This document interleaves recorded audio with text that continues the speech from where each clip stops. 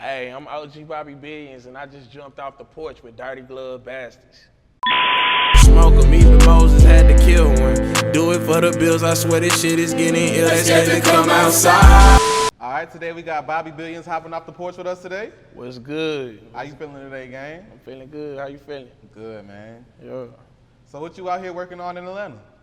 Shit, just out here doing this little PR run, getting everything ready for this project, for this Holy Go too. For sure. So how would you compare working out here versus working back at home in Texas? You know, working out here, you know, you just meet more, you just see more people that's doing it. You know, this Black Hollywood, so everybody out here all the time. For sure. So how would you describe life coming up in Oak Cliff, Texas? Life was good. You know, we was in the hood, but life was good though. Yes, you know, good living. Sure. Did you have any big homies showing you game along the way? I had my grandfather showing me game along the way. I got a lot of friends, but you know, I learned from the real OG. For sure. Yeah. What's some of the craziest things you've seen out there in Dallas? Some of the craziest things I've seen a little bit of everything. I've seen a little bit of everything. Crazy, like, you know, crazy parties, crazy, like I've seen a couple people get shot. I've seen a little bit of everything. For sure. For sure. So when would you say you jumped off the porch? Jumped off the porch probably, I was born off the porch. Yeah. We've been off the porch. Nah, for real. Yeah. What's some of the biggest life lessons you would say you learned growing up? Some of the biggest life lessons, I'm gonna say treat people how you want to be treated. That's one of the biggest life lessons. That's something I like to live by to this day. For sure. And touching back on your Oak Cliff roots, how would you describe the sound coming out of there right now?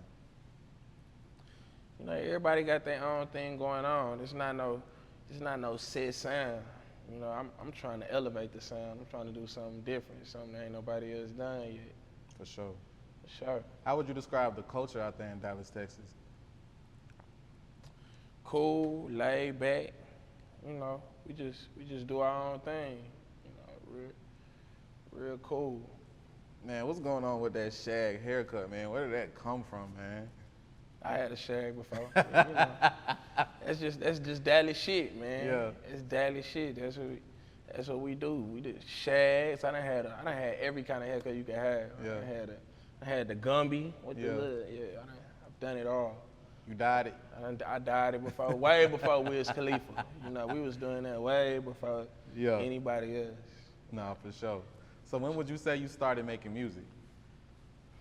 You know, I was always around music, but I really got serious and really started putting I made my first song probably like 4 years ago, and released my first project last year. So I probably really just started really getting into the music, but I've been around it for forever. All my people, all my guys, they be into the music shit. So I've always saw it, you know, just my turn to dive in. For sure. Yeah. How would you describe some of your musical influence or people who impacted you musically? So who would I describe? Yeah, how and who? Like, what's impacted you to start your music, like, for real? And who would you say, you know what I'm saying, you was listening to? I was like, so what made me get serious about it is just, you know, coming to that point in your life where you need to get serious about something. And, you know, that's something I've always been passionate about. So I dove all the way in. And who? You know, I got a lot of influences, you know, growing up as a kid, going with my granny to church, you know, just being in the inner city. You know, growing up in the inner city as a black kid, you don't be around music all the time anyway. Yeah. So you got, you know, just everything just coming together, mixing and creating this sound. At what point would you describe in your life where you knew you was gonna take music serious? Like, you knew, like, you gonna take it on full time? When I made my first song, yeah. I was like, oh yeah, I'm cold. I got this. For sure. What's the name of your first song? It's called Bands. Yeah, it's on my first project too. It was the first song I went in the studio ever recorded. And when did you notice the turning point in your career? When Outside dropped. That was when It was my first single from the project. When I dropped Outside, that's when like, you know, everybody really just started rocking with it. But the city, even when I dropped my first song, though, the city was fucking with it hard. It was different than what everybody else was doing. So everybody really they started fucking with it early. But when Outside dropped, then Mo3 just got in the little kitchen and did his thing. That took it to a whole nother level. Yeah. Yeah, for sure. Then Blueface started fucking with it, took it to a whole nother level. Yeah, and now Monaleo just did her rendition of the song as well. Yeah, shout out Leo, that's my dog. How would you describe that moment? like, it's always being you know what I'm saying, redone, redid. You know, I was there from the jump. I was there when she recorded it, so. Oh, that's hard. I've always, you know,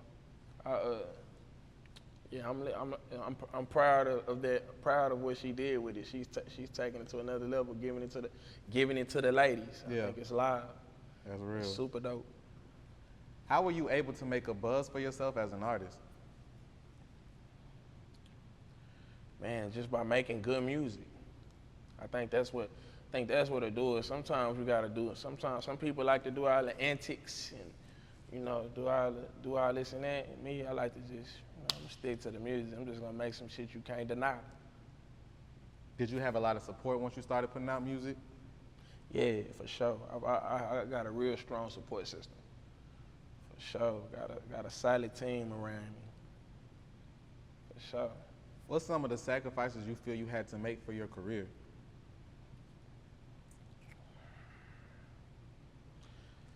I ain't really had. I mean, I guess now you're sacrificing time. You know, it's time away from family. I'm moving around a lot of shows, a lot of interviews. You know, so I'm moving around a lot. You're sacrificing your time, and I say that gets difficult and gets tiring at times. But that's gonna be my answer. For sure. Why do you think it took people so long to pay attention to the talent that's coming out of Dallas? You know, we just do our own thing. We kind of got our own little thing going on, and so, you know, it's not too many cities.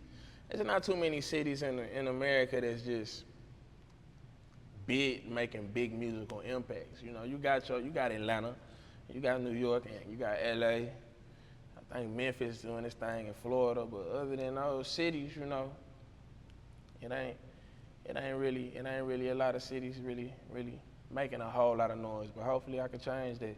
Yeah. Yeah. And with you being an artist coming out of Oak Cliff, do you feel that you're carrying the city on your back? I feel like I'm about to. That's what I'm doing. That's what I'm about to do. That's real. For sure. So let's take it back to 2016 again with bands. Yeah. How did you orchestrate the record and orchestrate the plan to just kill it all? Man, the way I did it was first I heard the song in my head. I was just like, you know, this shit hard. I got a little melody in my head. And dun. I pull up on my guy and I know they made beats. That's another thing. Like, me, I used to throw parties. I used to be around. I was always in the mix hard. So I knew all the movers and shakers, you know. And so I just pulled up on one of my guys that's nice with the beats. I was like, hey, I need you to make it just like this. I kind of sung him how I want the beat to go. You know, I want that drum to hit just like this. Yeah. And he put that shit together. I jumped in the studio and we smacked it. That's crazy. Yeah. What was everyone's reaction once they heard the song? Everybody was fucking with it. Everybody that heard the song. Some people to this day say that's their favorite song on the project. Some people really like bands to this day. Shout out Chelsea over there. You know, that's her favorite song. But a lot of people really like bands to this day. But I already knew when I made the first song, we was gonna rock out. Yeah. Did you know it was gonna catch buzz throughout the city like that? Yeah. I knew it was gonna turn up. Straight confidence, I like it. Yeah. So your first debut project, Holy Go. Yeah. Talk about it. Man. So I'm gonna say, originally I was gonna go with a whole nother theme. Like I was gonna do something else. But my old man passed a couple years, maybe 2017 Christmas. And so that's when I was like, you know, I wanna do something totally different for my first project. I was like, I I want to make it more churchy. I want to make it heavenly. Like, you know, I want you to listen to that and feel like, you know, you up there with the angels. And so that's what made me just redirect the whole sound. That's when I really started playing with them choirs and shit. And we put it together, and it just, people just fucked with it, and I'm sticking with it. I love it. And if you hear the project, you can definitely embody what you just said, like all the holiness and all the uplifting music. Like, to take it back to Outside from what song everybody knows, it's a real uplifting song. Nah, so how did sure. you put that song together? Well, Outside was really the last song I put on the project. I was really gonna drop it before. I thought it was done before I made Outside. I was like, oh yeah, this is hard. You know, I'm gonna drop this, y'all. We gonna be rich. Yeah. That's what I was saying. Then, you know, my manager, you know, man, I think you need one more song, bro. Yeah. You need one more, bro. And so, you know, I got off the phone. I called him back about an hour later. I said, I got it. I kind of just started saying it to him, you know. He was like, yeah, that's the one. That's hard. He was like, that's the one. What was the inspiration behind the song? The inspiration behind the song was what it say. They scared to come outside, you know. It was just that they scared to come outside. And so that was just how I was feeling that day. Yeah. Yeah. So how did Mo3 end up getting on the record? And so when they first started pushing the record, Say Cheese posted the day that I dropped it. They had like, DGB dropped a new song. And 3 commented under it. He commented the little apes walking. And so, you know, he was the only like big artist that commented under the Say Cheese post. So I was already like, oh yeah, that's loud. But and then he was listening to the project, because he would start posting other songs in his story. Like I remember when we talked, he was telling me his favorite song was Every Day on the project. He really liked Every Day. But he had just started, you know, he just started posting the songs. He started showing me that he was fucking with the project. But when it came to Outside, his DJ hit me up. Zach was like, bro, we out here in Vegas, bro. He done played your shit about 3-4 times. It's like, you know, you send it to me with an open. I can't make no promises, but I think he might want to jump on it.